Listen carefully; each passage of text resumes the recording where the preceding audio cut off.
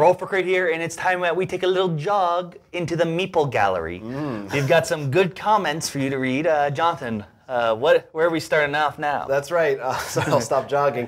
We're checking in on our YouTube comments. It's been about a month since we relaunched our new format for our channel. I know it's not that new, but people seem to have been enjoying it. And we have not checked in on the comments since then, so we got a bunch of things to catch up on.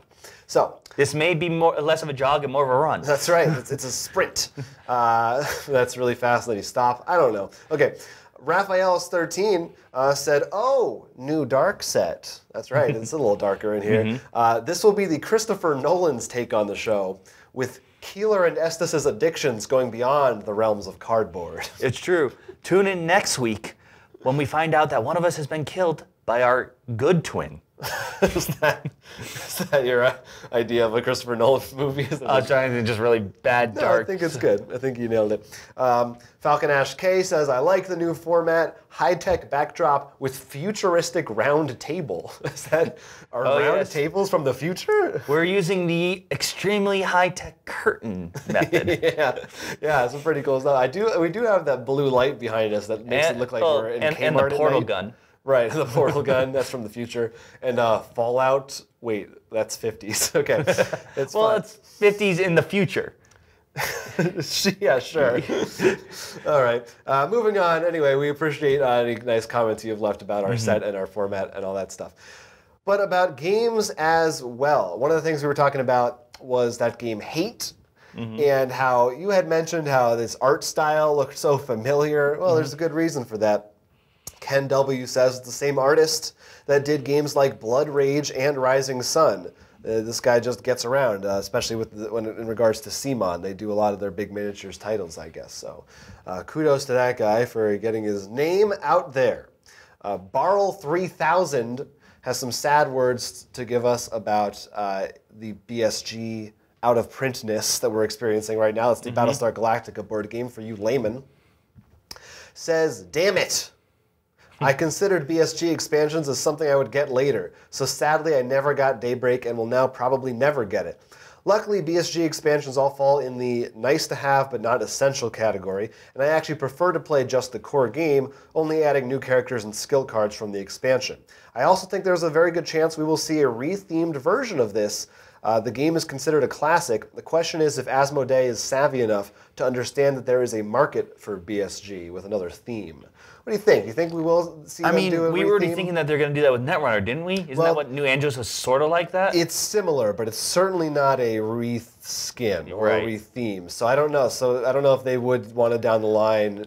I bet they would. Well, one of the reasons why I think that would work in their favor, let's take New Angeles as the example, in the Netrunner universe. Maybe they actually do a different one that's actually reskinned, is because Battlestar, you're stuck in a very limited, this is what happened in the series, especially because they didn't do drawings of characters. They took screenshots from the show. Although, to be fair, it's certainly not a canon game because characters can be Cylons or not Cylons. But I mean, by doing a Netrunner universe, you're giving it a lot more leeway, I think, in terms of weird stuff. Or even they could just do a totally new... And here's Admiral Blorb and Shmias Schmaltar. We've copyrighted that Asmodee. Yeah, I hope that they do something like that. That would be cool and fine. I love that game, so I'm glad we have that game too. Speaking of going back to Hate and Nemesis, the Johnsonator said that they backed both of those games on Kickstarter, more so for the minis than the game. I'm going to get so much fun from painting them. That is, I think, one of the reasons why a lot of the minis do so well. Is not even, I mean, the games could be great, but just having good-looking minis for people to have and paint. Because, I mean, if you, just for painting alone, I'm sure is fun. But if you do a lot of RPGing and stuff, I'm sure you've seen all the minis of the games I've gotten. You can be like, I'm sure you could be like, that would make a great monster for me to just throw in at you and hurt you all with. Yeah, I love hurting people. But I gotta tell you, not everybody likes painting minis.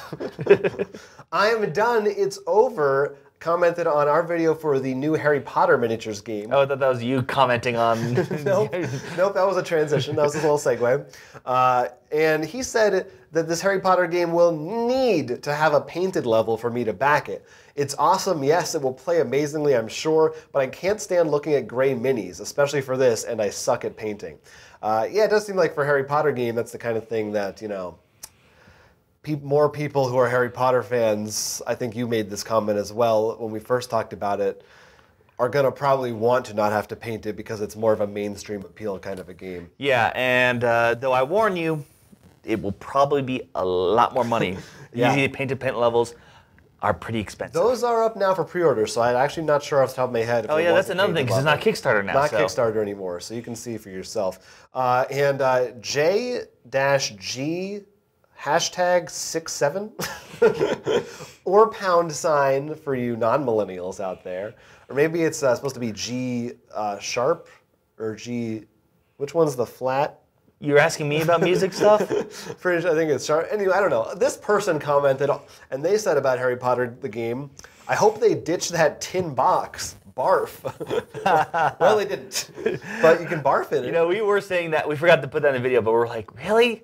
Yeah. That's the cover? Yeah, they kept that box that we did not like, so that's a bummer. We also talked about Rising Sun in one of our videos. Whatever, it's a video. Pinot Alert said, from playing it, I think it works great with 5. We're talking about different player counts, how we play with 6. You have a player being without an alliance with 5, therefore making alliances more interesting. And there's a province where there is no war. Lastly, 5 players was already 3 hours for us, and 6 will take even more time. Oh yeah, no, 6 was... Wasn't that long, was it? It didn't feel... I mean, to be fair, it was the first time, so it's hard, the illusion. No, because when we demoed it, playing a little bit, we did it with 3, and that's the number I want to play with. I think it's going to be really fun with 3, because it's sort of that 2-on-1 maybe, but then they can mess in, then depending on which groups are on, and there'll be a lot less territories having rewards, so you'll be very picky on where you put your units. My feeling is almost, if I had to guess, I feel like 5 might be a sweet spot just because 3 in a big war game might be too few people for me. I don't know. I don't know though. It might work great. It could also be because it'd be a little bit easier for us to get 3 people than 5. Yeah, that's usually a factor. 4 and 5, yeah, it tends to always be sweet spots for things. Is it a party game? No. 4 to 5. Yeah, it's either 2-player games, party games for 8 people, or get 4. All right. You did that old Mansions of Madness video, didn't you? I did. Where you talked about all those expansions. Well, guess what? Raphael's... Chicken butt? That wasn't what it was. Raphael's 13 checked in again. Said, I haven't played many of them, but for now, one of the early ones with the dock and the fire has been my favorite. That actually is the one that I put at the bottom. Oh, the Innsmouth one? I said I knew it was going to be a lot of people's favorites. We'll get back to it. He also said that they played the museum one yesterday, which I thought was pretty cool too. But they always lose by just an inch. Yeah, no, that one definitely. But because the way it works is, unlike both of those, you could lose by an inch. But the museum one shifts around each time, so you have to think, all right, I remember the puzzle worked this way, so if this happened, instead of just always losing, I don't know what to do for the dock one. Yeah, well, Joao Caldinas said, I agree with your list for the most part. I also don't like Escape from Innsmouth. I find that to beat it, you need to min-max the scenario with the experience you have from previous attempts. On the other side, this is my girlfriend's favorite scenario. So I guess this is the most polarizing scenario for the game. I also agree with your final conclusions. The game has a lot of quality physical content. What it needs is more digital content. Yeah, so. Yeah, no, I mean, that's one of the best. If polarizing is actually good, because at the very least it means it's not just bad for everyone. Yeah, it's better to have something polarizing than everyone's just that's okay. Right. That's boring. I'm glad you agree with that. I mean, I'd love to see more of that digital stuff, as I said in the video. Yep. All right. At Toy Fair, they showed off that Forbidden Skies game, the new line from Matt Leacock's co-op series. Hoser40K says, be sure to keep us updated on the Forbidden Skies game. My family really enjoyed Forbidden Island and Desert, and they are excited to see this series expand. I hope that lava is the next theme, because hot lava is really cool. I don't know if that was an intentional, because hot lava, it's hot. I guess it was, because he specified hot. It's pretty funny. Yeah, Forbidden Skies, that looked cool. Yeah, I mean, we've played a lot of the Forbidden Island one. We haven't really done Desert, or I haven't. Have you?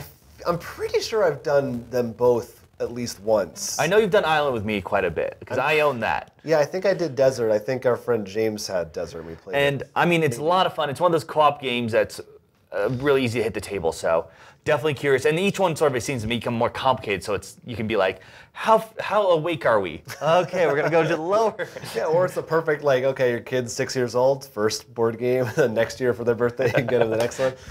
So that's kind of cool. All right. Iceman 910902 recommended we watch The Expanse, a solid show that we should definitely put towards the top of our watch list. It's because there's a role-playing game being made based off of it, and neither of us have watched the show. So people want us to watch The Expanse, it sounds like. We'll do it, maybe. All right. We also did a review of the movie Game Night. Oh, yeah. This is like a trip down memory lane.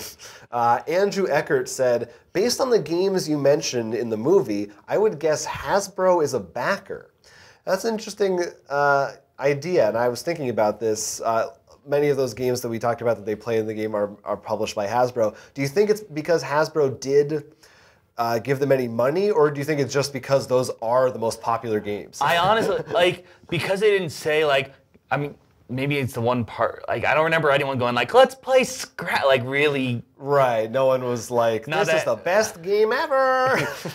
Like, I honestly think someone's like, did anyone have some games on their shelves? And someone says, like, yeah, I got these. Yeah, I think it's like a happy coincidence. But it could totally be possible. I mean, Hasbro is seemingly trying to get their stuff more into the movie market. My guess is they wanted them in there anyway, and that Hasbro was like, yeah, well, I don't know. I'm curious how it worked, because these marketing things. Let's be honest. It could be like, from both of them, Hasbro, you want to give us? Oh yeah, like our games cost like $5, so give them like $3. Right? Yeah, I don't know what the isn't that how much they cost? Like if you go to a Target or something. Yeah, they're really cheap games, but I don't know what the rights are like for.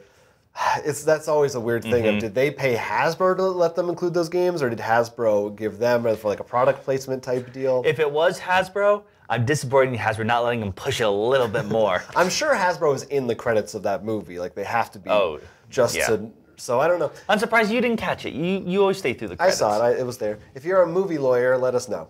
All right. Here's some. How about some other games that we talked about, like Thunderstone Quest? All right. Some very interesting comments on this one.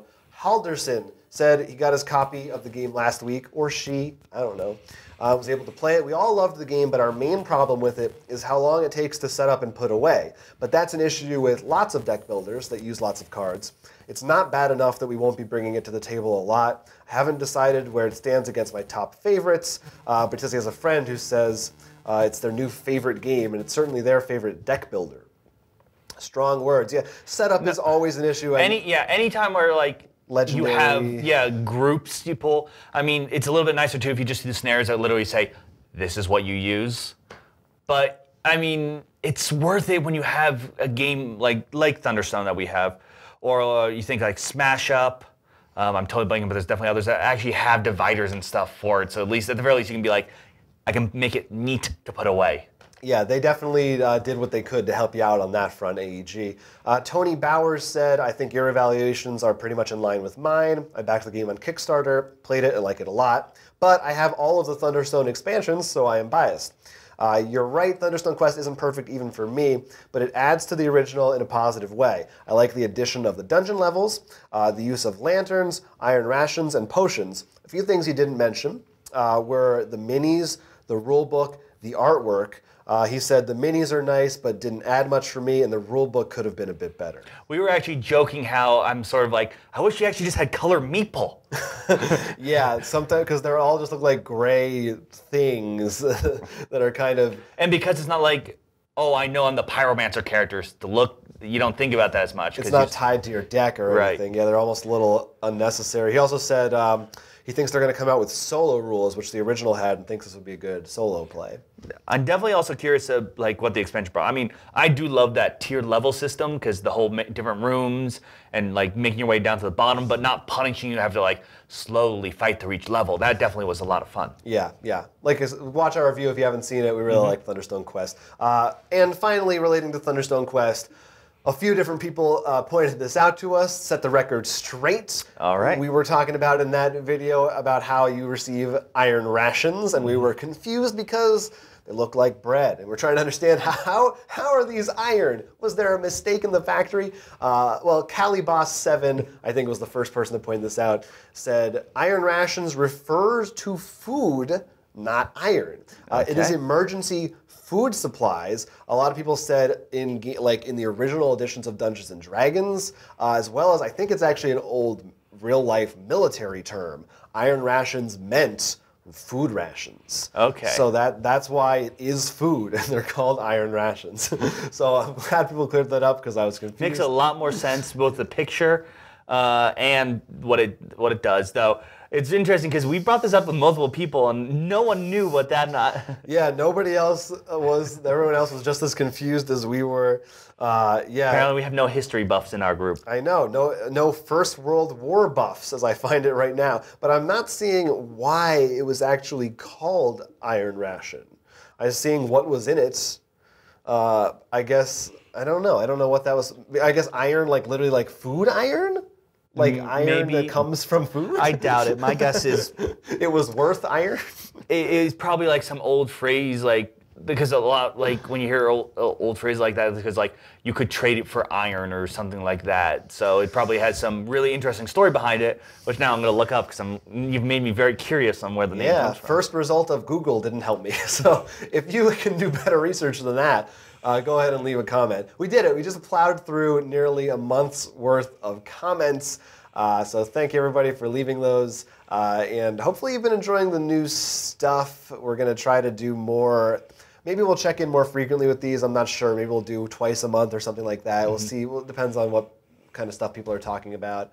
And we're going to try to do more streaming too. I know we've been talking about that. So stay tuned if you have more suggestions or anything about that. And of course, you know, we try to do reviews each week and how to plays. If there's a certain game you're really looking for our opinion on or how to play on, let us know. Because otherwise, we're pretty much just going random on that. Yeah, or a discussion that you want to see us talk about, and a news story we missed, whatever. All right, it's been fun talking to you. Keep on trucking, Jonathan. I'm Will Keeler, and this has been the Meeple Gallery. Don't forget to like and subscribe and leave some comments down below. Do it.